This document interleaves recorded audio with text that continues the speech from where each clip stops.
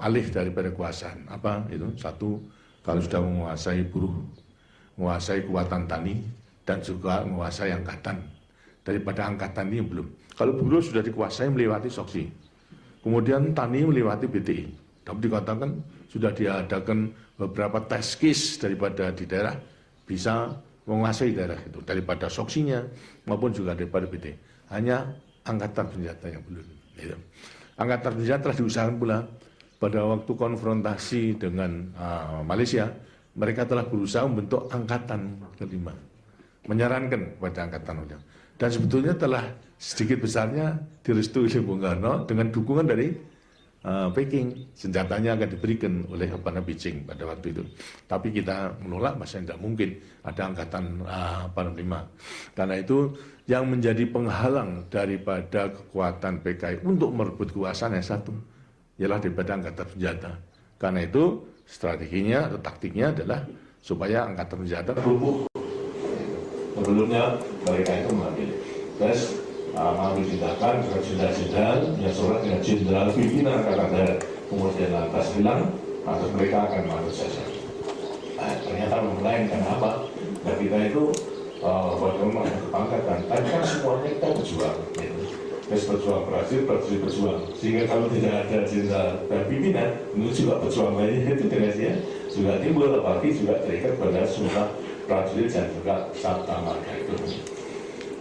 Karena pada waktu itu perhitungannya adalah kalau pada waktu keadaan Bung Karno sakit, daripada Cina, dokter Cina sudah menyampaikan kemungkinan bisa lumpuh atau meninggal Bung Karno. Nah ini daripada PKI memperhitungkan kalau sampai itu terjadi sebelum dia kuasa, akan memperhitungkan pasti akan konfrontasi dengan angkatan bersenjata, khususnya daripada angkatan darat. Karena itu harus didahului daripada semuanya itu.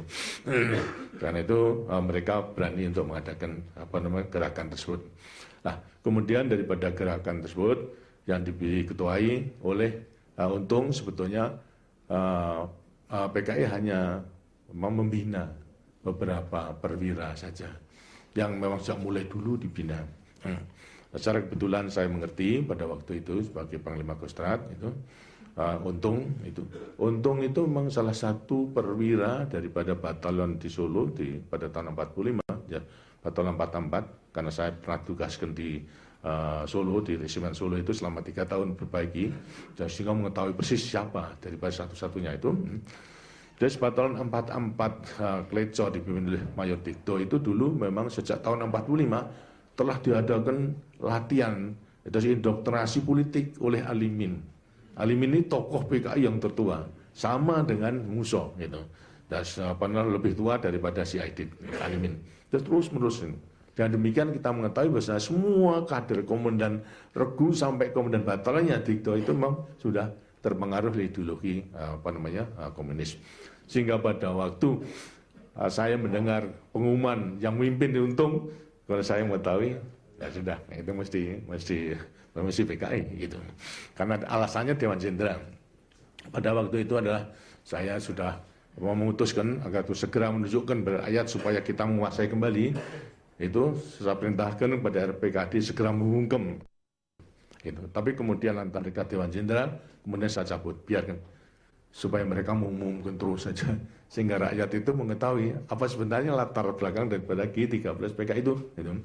Setelah mengumumkan satu mengenai Dewan Jenderal sudah diambil tindakan dan sukses menyelamatkan Bung Karno dan sebagainya, kemudian lantas baru muncul lagi mengenai penurunan pangkat. Jadi penurunan pangkat daripada yang kolonel ke atas itu sudah turun menjadi officer itu. Dan kemudian kalau mau gabung harus bersumpah itu. Kemudian yang kedua, mulai pemerintah pernah diumumkan bahasanya telah tidak ada membentuk Dewan Revolusi. Jadi kalau gerakan G13 PKI betul-betul menyelamatkan Bung Karno, tidak akan sampai begitu, itu mencampuri daripada pemerintahan dan sebagainya. Karena itulah saya menyimpulkan bahasanya ini pasti di belakangnya adalah Partai Komunis Indonesia.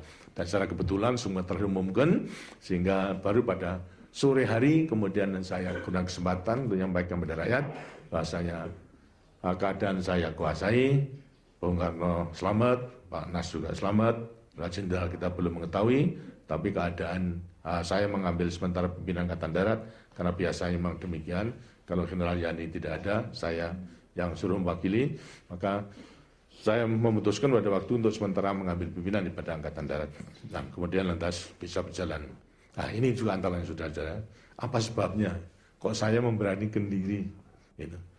Mengambil keputusan untuk menghadapi keadaan demikian. Tak lain hanya karena ya terikat kepada sumpah prajurit dan sabta marga itu. Karena G13 di dalam PKI mau tidak mau negara Pancasila itu terancam. Akan pasti diganti oleh komunisme. Karena itulah saya tawarkan pada waktu itu kepada staf Kostrad. Sudah jelas beliau mengetahui susunan daripada Kostrad pada waktu itu hanya kerangka saja.